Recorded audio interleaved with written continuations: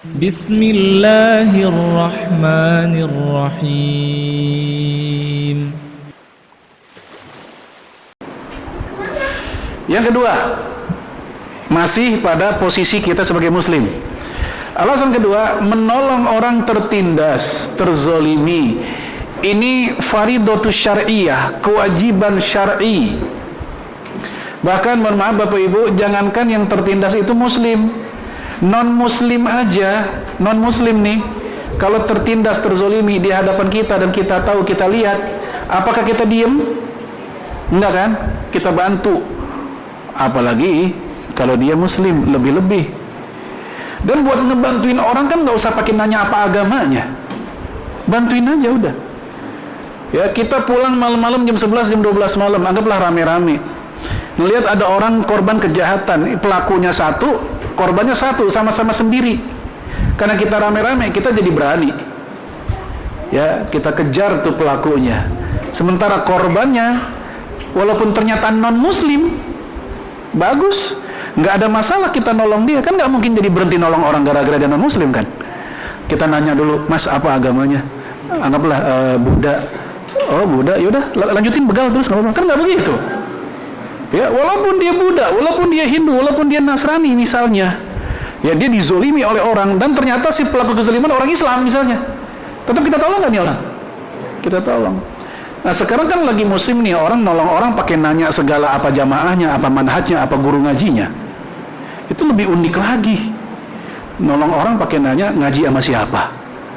Jangan, selama judulnya dia masih manusia, itu aja kita tolong. Apalagi dia masih muslim, apa dia muslim, dan pelaku kejahatannya adalah kafir harbi, yaitu Zionis. Lebih layak lagi untuk kita bela. Baik, sekarang kita bicara dalil. Tadi kan logika. Ya, ini ada hadis qudsi, panjang hadisnya, tapi saya ambil yang bagian sesuai dengan pembicaraan kita. Allah Azza wa Jalla berfirman, la antakimanna mimman ra'a mazluman yuzlam. Kata Allah, aku akan berikan hukuman kepada orang yang melihat kezoliman, melihat ada orang dizolimi dan dia lihat itu, dia bukannya ngalah, dia lihat dan dia tahu. Ya, faqadara ayan surahu, itu bukan pakai dhammah, itu ra-nya harusnya pakai fathah. Ayan surahu, bukan ayan suruhu. Dia mampu, si orang yang melihat tadi, dia mampu untuk memberikan pembelaan, perlindungan, penjagaan, advokasi, pokoknya dia mampu. Falam yaf'allahu, tapi dia tidak melakukannya, dia diem aja. Allah katakan, akan aku hukum orang itu. Dan hukumannya di sini nggak disebut, Allah rahasiakan, Allah punya rahasia. Ini dalil, dan ini nggak disebutin yang dizolimi muslim atau bukan. Pokoknya ada orang yang dizolimi, jangan diem. Hadis yang selanjutnya, ini buat kita nih sesama mukmin. Kalau tadi kan umum, sama mukmin nih. Man udzilla indahu mu'minun. Siapa yang di hadapannya ada seorang mukmin yang udzilla. Udzilla itu dihina, direndahkan, dibully. Istilah anak sekarang di roasting. Dikata-katain mulu. Ya, digibahin terus. Dia tahu, dia ngelihat falam yang surhu, dan dia tidak memberikan pembelaan, diem aja. Wa huwa yaqdiru ala yansurahu, dan dia mampu untuk memberikan pembelaan, dia bisa, tapi dia diem aja. Maka kata Nabi, adzallahullah azza wa jalla ala rusul khalaiq yaumil qiyamah. Di hari kiamat nanti, orang yang diem aja itu akan Allah rendahkan dia di hadapan seluruh makhluk yang lain. Di dunia dia cuek terhadap orang yang sedang direndahkan, maka gara-gara dia cuek ini, kezoliman itu tetap berjalan, maka dia gantian akan Allah rendahkan di akhirat nanti di hadapan seluruh makhluk. Nah, saya rasa dua dalil ini udah cukup bahwa jangan diam ketika ada orang dizolimi, itu adalah kewajiban. Kalau enggak, kita nanti yang akan kena getahnya. Dalam hadis yang lain yang belum saya taruh di sini, misalnya, man ra'a minkum mazluman falam yansuru la'anallah. Siapa di antara kamu yang melihat kezoliman dan kamu tidak memberikan pertolongan kepada yang dizolimi, la'anallah, Allah melaknat kamu. Jangan diam. Kecuali kalau kita nggak ngelihat, atau ngelihat tapi nggak mampu, kita lemah posisinya, hanya bisa di hati doang. Ya Allah, tuh orang jahat banget sih, tapi gimana ya, gue juga bukan siapa-siapa, misal gitu. Ya, ada orang ya di hadapan kita emang kejadiannya misalnya, dan kita lemah, misalnya ibu-ibu nggak bisa ngapa-ngapain, paling cuma ngedumel di hati sama ngomong ke orang laki, bang itu ada orang jahat banget, si abang itu juga diem, nggak berani juga. Maka yang kayak begini karena faktor kita nggak kuat, maka kena di hadis man ra'a minkum mungkaron falyughayyirhu biyadihi fa illam yastati fabi lisani fa illam yastati fabi qalbi wa dzalika adaful iman. Kalau melihat kemungkaran maka ubahlah dengan tangan.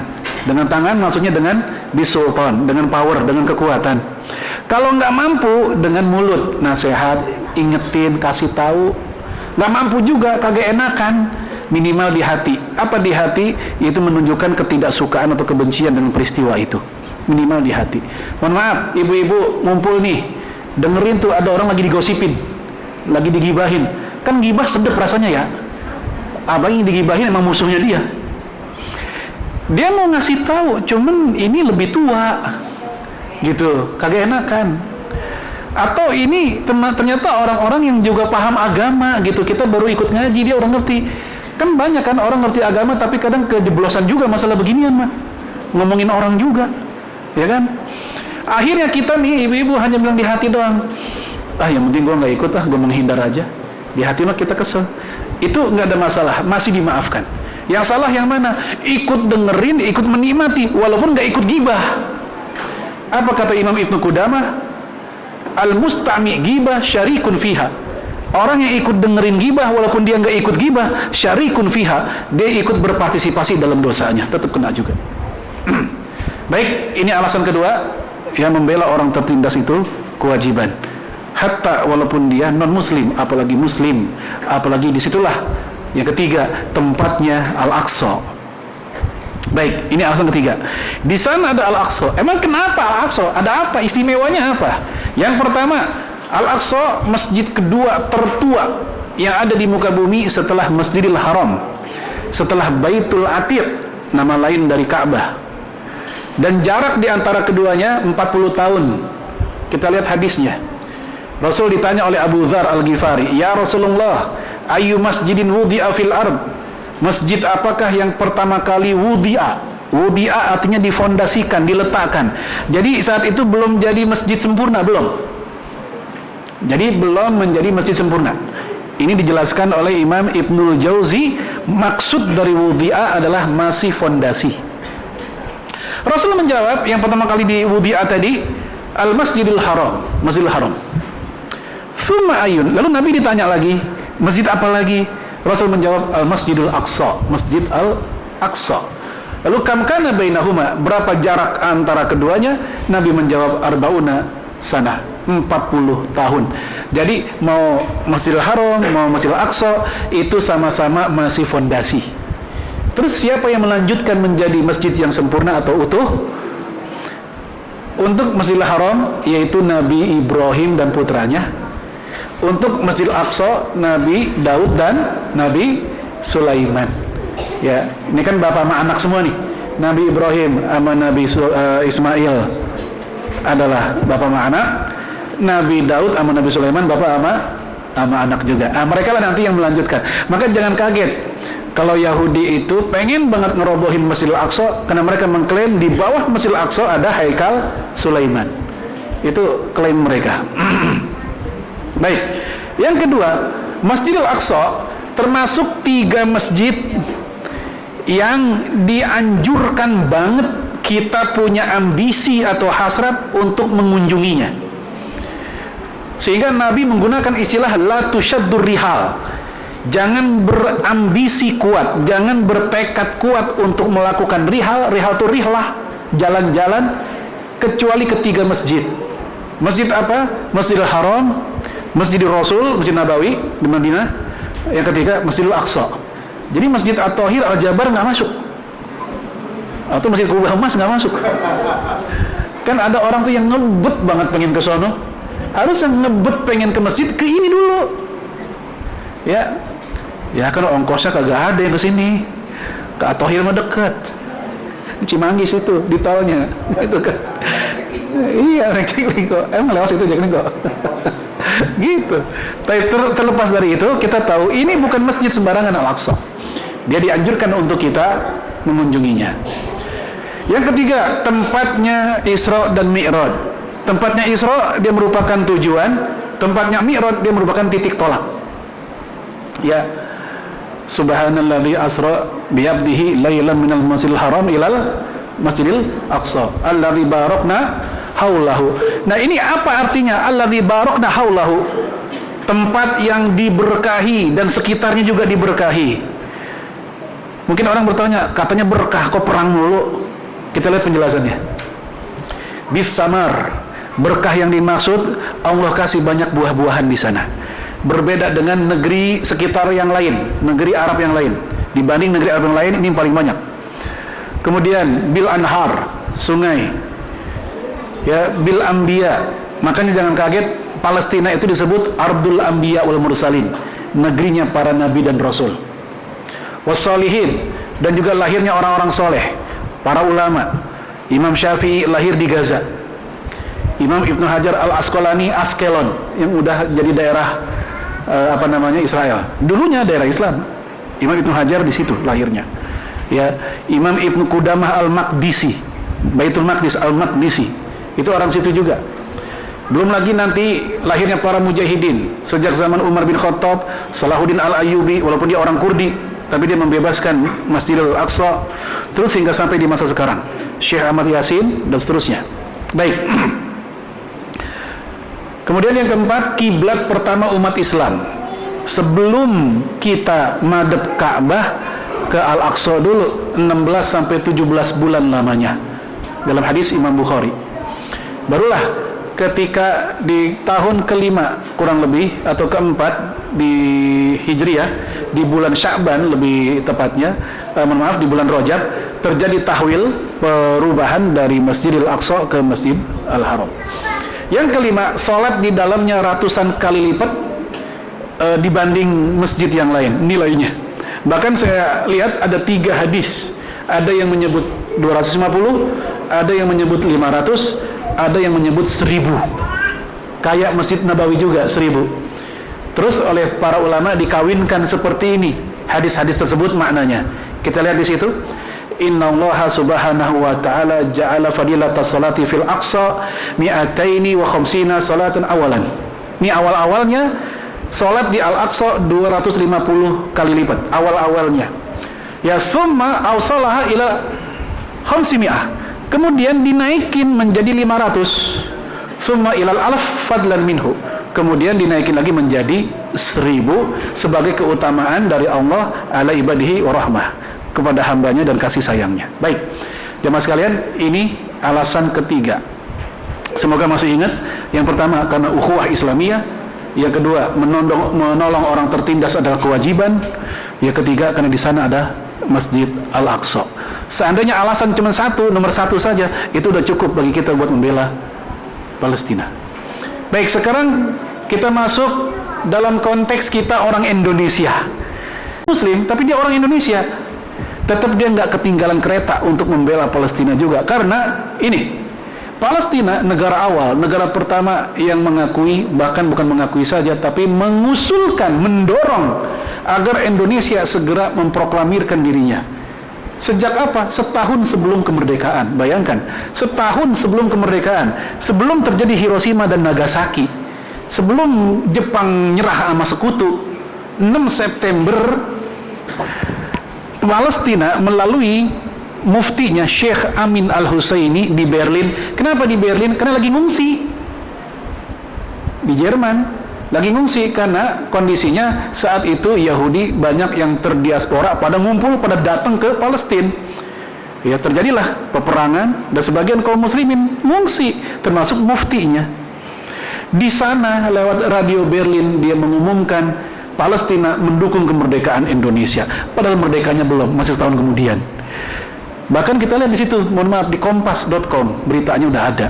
Kalau berita ini adanya di koran Republika atau di majalah Islam kayak majalah Hidayatullah, majalah Sabili, orang mungkin bilangnya ya maklum dah, itu sumber dari orang Islam.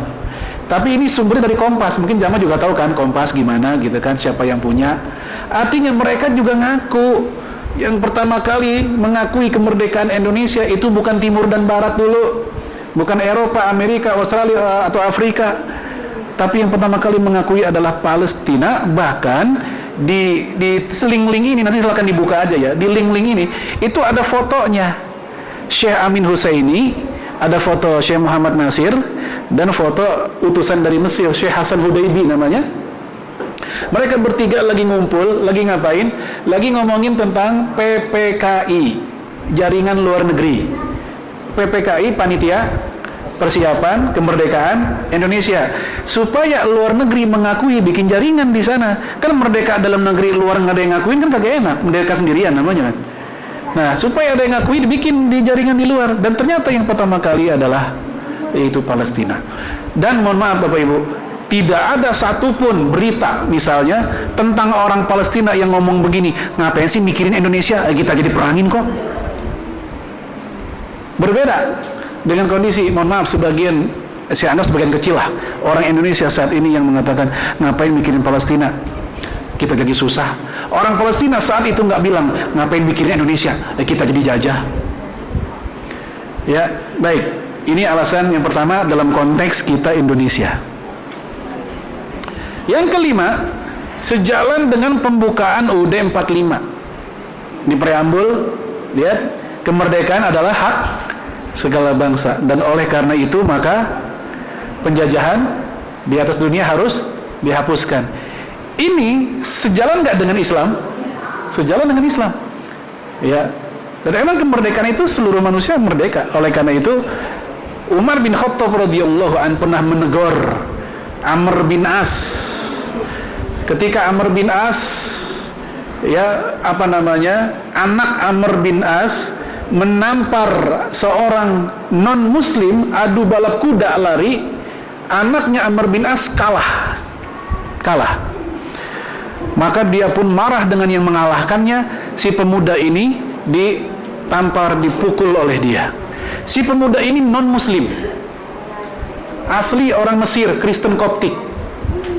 Maka dia pun ngadu ke Khalifah Umar bahwa dia ditampar oleh anak pejabat, anaknya Amr bin As. Amr bin As adalah gubernur Mesir. Maka dikirim surat ya ke Amr bin As, dan kata Umar kepada anak muda ini, kamu tunggu aja di sini. Apa isi suratnya? Datanglah kamu dan anakmu pas musim haji. Musim haji mereka pun datang. Setelah mereka haji, dikumpulinlah oleh Umar, dan si pemuda yang non muslim tadi ada di situ juga. Dikasih tongkat komando yang biasa dipegang oleh para jenderal dah. Umar punya itu. Ya, dikasih ke non muslim tadi. Pukul bapaknya. Disuruh pukul oleh Umar. Kata si anak ini, saya emang nggak ada urusan bapaknya. Yang mukul saya itu anaknya, saya ditampar sama dia. Apa kata Umar, Bapak Ibu? Itu anak berani nampar kamu karena dia memanfaatkan kedudukan bapaknya. Coba kalau bapaknya bukan gubernur, nggak berani dia mukul. Pukul bapaknya, disuruh pukul bapaknya. Ya, habis dipukul selesai. Sekarang pukul anaknya, dipukul anaknya. Teruskan, kata Umar, sampai kamu puas. Udah, sudah cukup. Teruskan. Seandainya kamu pun memukul terus, nggak ada yang protes kok. Nggak ada yang berani protes, ada Umar di situ. Nah, di akhirnya Umar pun berkata kepada ayahnya, kepada Amr bin As, wahai Amr bin As, sejak kapan engkau memperbudak manusia? Padahal Allah melahirkan mereka dari ibu-ibu mereka secara merdeka. Maka kemerdekaan itu jauh sebelum ada piagam PBB atau UUD 45, udah 14 abad yang lalu udah dideklarasikan oleh Umar bin Khattab radhiyallahu an. Dan Bapak Ibu sekalian, sampai hari ini kalau saya lihat, mungkin Bapak Ibu juga bisa melihat, kayaknya tinggal Palestina doang negara yang masih dijajah dan belum berdaulat penuh.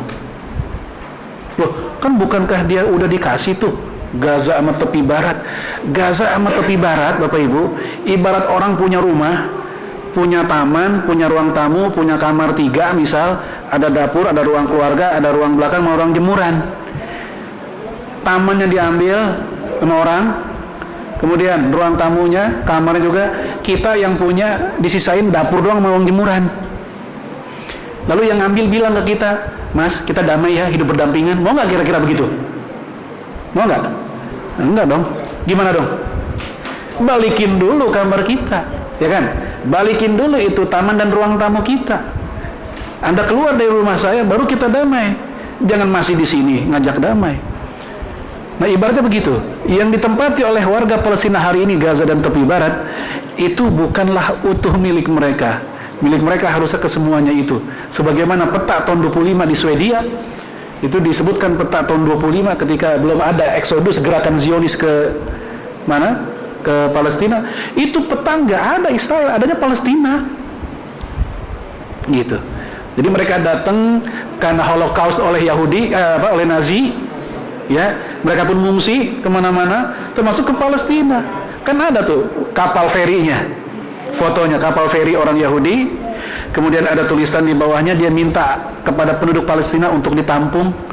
Termasuk juga Simon Peres, masih muda saat itu, ya, ada paspornya segala atau apa, dia minta untuk diterima di Palestina. Masih Palestina dulu yang berdaulat. Tiba-tiba lama-lama jadi tamu. Ya, sementara mereka menjadi tuan rumah kebalik. Itulah kenapa Hamas tidak pernah berhenti. Ya, jadi untuk peristiwa kemarin itu bukan peristiwa ujuk-ujuk sebenarnya. Jadi pahamilah apa yang dilakukan oleh mujahidin saat itu merupakan satu hembusan nafas panjang perjuangan mereka sejak tahun 48. Sebagaimana tiba-tiba 1 Maret ada serangan umum tahun 45. Itu jangan dilihat dianggap ujuk-ujuk dan tiba-tiba. Itu merupakan upaya memerdekakan Indonesia dari penjajah. Kayak gitu sama. Kalau ada orang yang komen, itu kan gara-gara mujahidin juga tuh, lihat tuh Gaza jadi hancur-hancuran, udah sampai ribuan yang mati. Coba kalau mereka anteng-anteng aja. Mohon maaf, ini orang yang kalau komen kayak begini, kalau dia hidup di zaman kemerdekaan, mungkin Bung Tomo juga dia salahkan. Mungkin resolusi jihad para kiai saat itu juga disalahkan. Jangan lupa, gara-gara Bung Tomo membakar semangat anak muda Surabaya dan keluar fatwa resolusi jihad dari Kiai Haji Hasyim Asy'ari saat itu, apa yang terjadi Bapak Ibu? Surabaya bener-bener 20.000 Surabaya meninggal, 150.000 mengungsi. Sementara sekutu hanya dibunuh, hanya bisa ditewaskan cuma 2.000-an 3.000-an aja. Ya, tapi yang namanya orang mau merdeka, jangankan 10.000, 20.000, 1 juta nyawa pun juga bisa kita korbankan. Yang penting negara kita bebas, kan begitu. Maka cara pandang kita terhadap apa yang mereka lakukan, gunakanlah cara pandang orang yang sedang berjuang dan terjajah. Jangan menggunakan cara pandang orang yang santai di belakang laptop dan kena AC, santai, damai, enggak. Ya, baik jamaah sekalian, seperti itu tentang kenapa. Dulu waktu zamannya adanya WA, baru adanya WA, itu saya pernah dikirimin sebuah gambar tentang bahayanya framing, bahayanya memframe sebuah peristiwa, di crop sebagian doang, yang lain nggak dikasih tahu. Kita akan menilai sesuai apa yang terframe saja. Di foto ada tulisan, mohon maaf, buruk tulisannya, mohon maaf, TAI lo, apa bacanya? Hah? Tai lo kan jelek tuh. Dijelaskan di situ oleh yang nge-share itu, kalau Anda baca ini pasti Anda akan marah, tai lo. Tapi ini merupakan aslinya potongan dari sebuah kalimat 2 kata yang indah, Pantai Losari. Pantai Losari.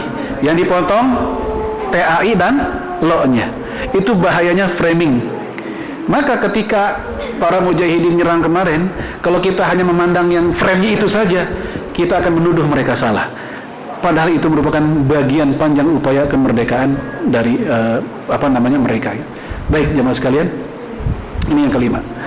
Nah kemudian buat apa? Ini yang tadi nih. Buat apa bantu Palestina? Indonesia juga banyak masalah. Jawabannya, Palestina juga bantu Indonesia walaupun mereka sedang terjajah. Tadi udah kita sebut yang tahun 44. Ya, termasuk juga ketika kita kena bencana. Ini sudah saya sebut linknya. Ya, ketika gempa di mana? Sulawesi itu, di Palu, ya, Donggala ya. Ya. Nah, itu juga mereka ngirim bantuan. Pada tahun 2018 mereka masih dalam keadaan diblokade. Gaza itu penjara besar. Ya bedanya nggak punya atap aja, langit langsung. Mereka juga susah makan, minum, listrik. Tapi begitu dengar Indonesia kena gempa, kena tsunami, mereka bantuin juga. Dan nggak ada yang protes, ngapain mikirin Indonesia? Tidak. Tsunami 2004, 17 negara Arab bantuin, salah satu negara Arab itu juga Palestina. Ya, dan ini bagian dari upaya kita berterima kasih kepada mereka. Baik, selanjutnya yang terakhir, siapa yang paling bertanggung jawab selain para pejuang Palestina sendiri? Kalau buat para pejuang, udah final, selesai pembicaraan kita, emang udah pantasnya mereka berjuang di sana. Ya, khususnya yang mampu, yang laki-laki. Kalau untuk anak kecil, perempuan, orang tua, orang sakit, orang uzur, mereka tidak diwajibkan. Itu uzur syar'i. Tapi buat laki-laki sehat dan punya kemampuan, mereka fardu ain karena negeri mereka sedang terjajah. Nah, untuk selain mereka siapa? Pertama, pemimpin Islam, baik yang Arab atau non-Arab. Tapi sayang beribu sayang, saya belum tahu apakah udah ada pemimpin Islam yang sudah melakukan gerakan real. Sudah ada belum? Siapa? Qatar. Iran. Nyata dalam arti militer belum ya? Baru sekedar dukungan moral. Kayak misalnya ya mengutuk Indonesia, mengutuk ya, mendingan dah Indonesia mengutuk. Iya. Nggak yang dari Pak Jokowi, yang kapan tuh ya? Dia mengutuk. Yang kita heran, mohon maaf, negeri Arab malah ada yang justru abstain. Bahkan Liga Arab kemarin kan ngumpul tuh. Baca beritanya, tidak memutuskan apa-apa. Kutukan pun tidak, menyayangkan pun tidak, gencatan senjata, tidak memutuskan apa-apa. Kita bingung. Bahkan presiden Liga Arabnya sendiri itu juga menyalah-nyalahkan para mujahidin dengan sebutan teroris, sehingga membuat Qatar saat itu walk out. Qatar walk out. Jadi negara Arabnya sendiri kagak kompak.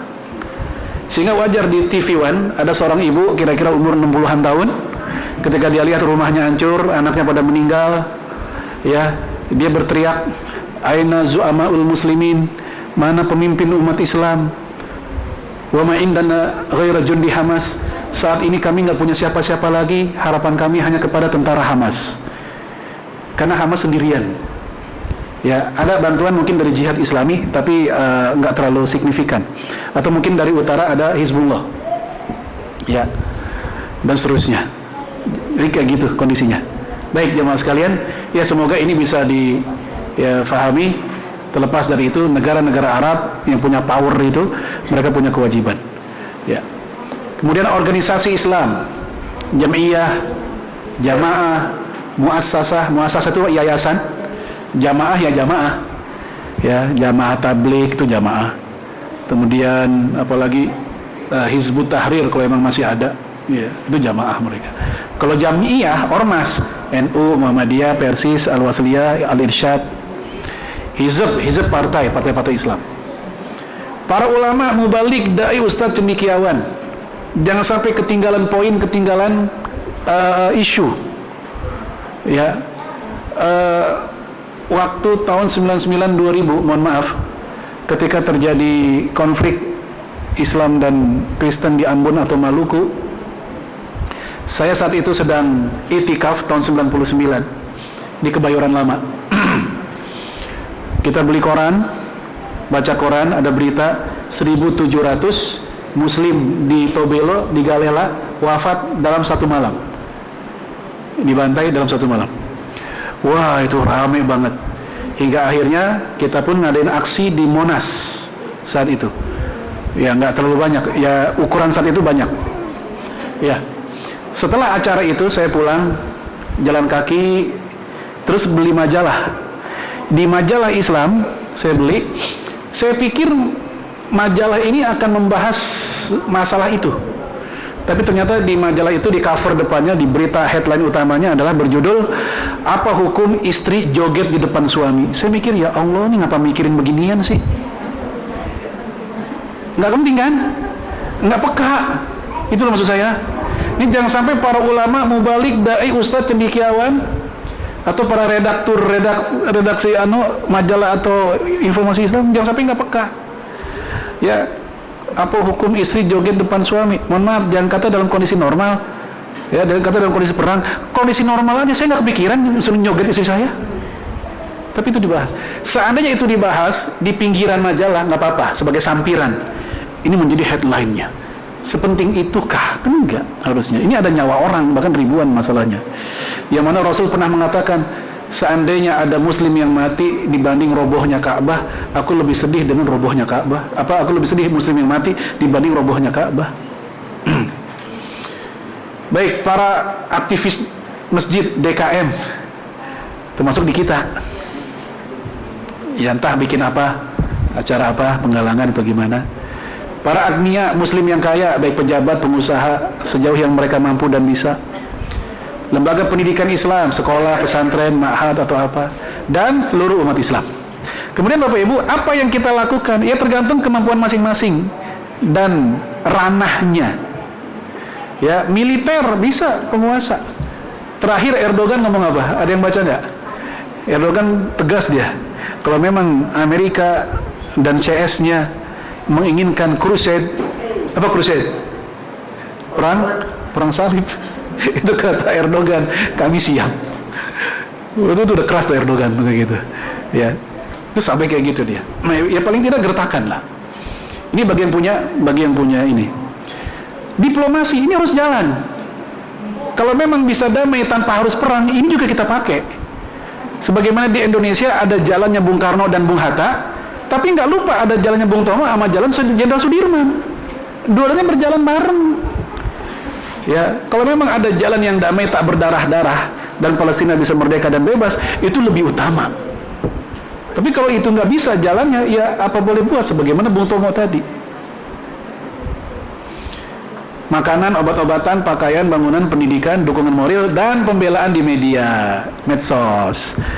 Nah sekarang saya lihat cukup banyak, mohon maaf ya, non-muslim pun ikut berbicara di medsos, tapi sayang mereka berposisi pada Israel. Ya, banyak non-muslim itu membela Israel. Ada juga non-muslim yang membela kita. Bahkan ada Yahudi yang membela Palestina.